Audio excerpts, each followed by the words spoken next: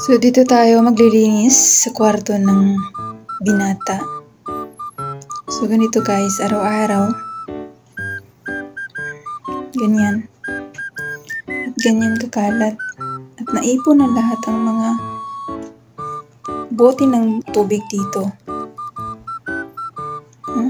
Dito siya kumakain, dito lahat nagtatambay.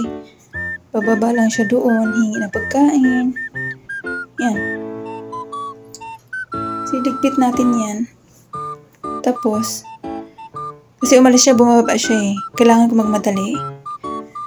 Dahil, babalik din yun. So, yan guys. Ganyan kakalat.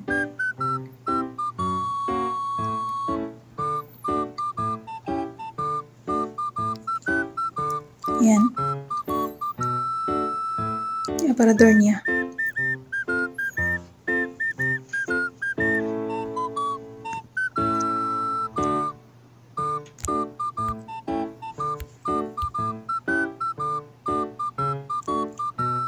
Tayo. So, bababa na tayo. Yan yung hagdanan. Hindi naman masyadong mataas.